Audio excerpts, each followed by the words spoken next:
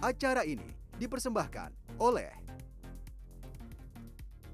Hai Healthyzen, senang sekali berjumpa dengan Ibu dan Bapak. Dan saya berharap kita semua dalam kondisi sehat-sehat hingga hari ini. Selamat datang di segmen kita kali ini, Dear Doctor. Program ini spesial persembahan Komite Penanganan COVID-19 dan Pemulihan Ekonomi Nasional KPCPEN, bekerja sama dengan Kominfo. Kali ini ada saya Dr. Fala Adinda yang lagi jaga untuk menjawab pertanyaan Healthyzen yang sudah dikirimkan lewat Instagram dan Twitter. Sudah ada beberapa pertanyaan terpilih dari Anda semua seputar COVID-19 nih. Langsung aja yuk kita jawab pertanyaan yang pertama. Pertanyaan pertama datang dari Mas Budi di Jakarta. Dear Doctor, apa sih happy hypoxia? Apakah artinya kita perlu happy-happy? Terima kasih.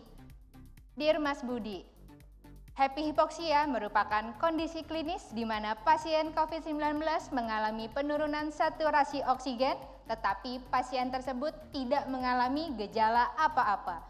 Lalu, apakah kita harus happy-happy? Tentu tidak, karena penurunan saturasi oksigen berdampak buruk bagi organ-organ di dalam tubuh. Jadi, bila Anda mengalami COVID-19, selalu sedia oximeter di rumah. Dan apabila terjadi penurunan saturasi oksigen, segera cari pelayanan kesehatan terdekat agar tidak terjadi kerusakan organ dan berdampak kematian. Pertanyaan selanjutnya dari Maayu_90. Dear Doctor, bingung nih norakin reuni atau silaturahmi di masa sekarang. Kitanya taat prokes, yang lain bebas-bebas aja nggak patuh. Gimana ya dok? Ini emang jadi masalah. Kenapa? Karena bulan Ramadan tahun ini merupakan bulan Ramadan kedua di tengah pandemi. Mungkin orang-orang sudah mulai jenuh atau mungkin sudah mulai mengabaikan adanya virus COVID-19 di sekitar kita. Padahal yang perlu diketahui oleh Healthyzen semua bahwa pandemi ini masih ada dan virus COVID-19 masih mengintai di sekitar kita. Reuni dan silaturahmi bukan hanya tentang tatap muka dan berkumpul di semua tempat ataupun di semua orang. Tapi masih banyak media lain seperti WhatsApp, ataupun grup, ataupun Instagram, Twitter, dan lain sebagainya. Pergunakan teknologi untuk reuni dan silaturahmi sehingga semuanya bisa berjalan dengan baik tanpa perlu adanya tatap muka. Tetap perhatikan protokol kesehatan bila bertemu dengan orang lain atau berada di tempat umum. Pakailah masker, jagalah jaraknya, jagalah kebersihannya. Pemerintah menambah 2 lagi protokol kesehatan, yaitu menjaga mobilitas dan menjauhi kerumunan. Ayo dipatuhi protokol kesehatannya agar pandemi lekas berakhir. Pertanyaan selanjutnya dari Dolanan_cuy. Dear Doctor, di sosmed banyak viral orang-orang pakai masker, malah dimarahin. Bahkan di dalam masjid. Gimana dong dok kalau ketemu orang yang begitu?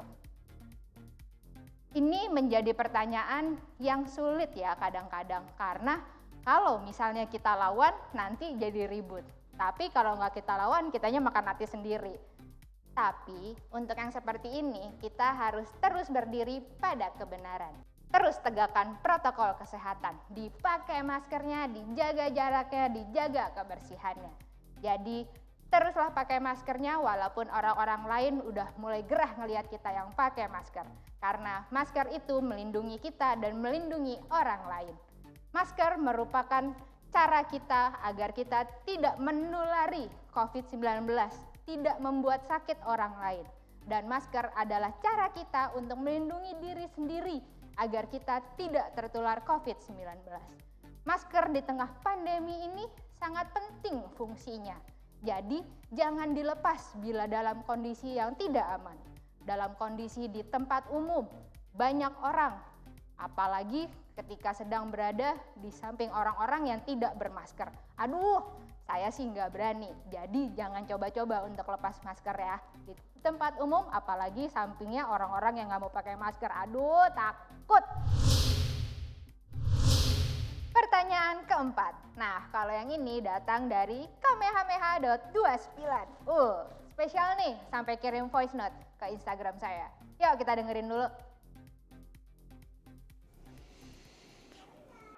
Dear dokter, aku sudah beli tiket buat mudik, tapi ternyata mudik dilarang. Orang tuaku udah kangen, anak-anaknya kumpul. Apa aku mudik setelah larangannya selesai ya? Larangan mudik dari pemerintah bukan tanpa sebab loh Healthyzen. Banyak aspek yang dipertimbangkan. Larangan mudik itu dibuat karena ternyata mudik itu bisa membuat pandemi semakin parah. Yang lebih menyeramkan lagi, bisa jadi kita membawa penyakit ke keluarga kita di kampung ataupun di masyarakat di kampung kita. Jadi jangan sampai awalnya kita ingin melepas rindu kepada keluarga malah berujung petaka. Jadi pandemi ini masih berlangsung netizen.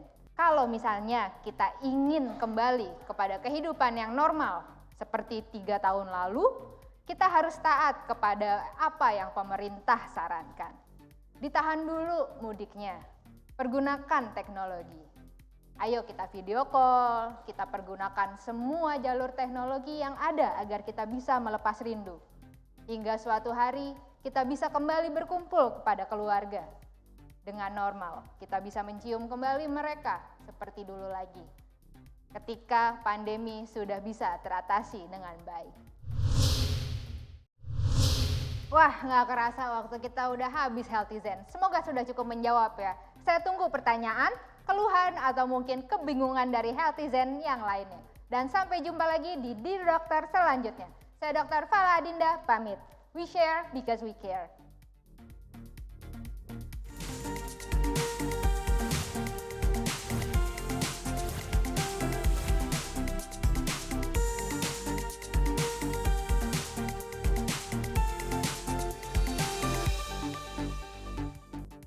Acara ini dipersembahkan oleh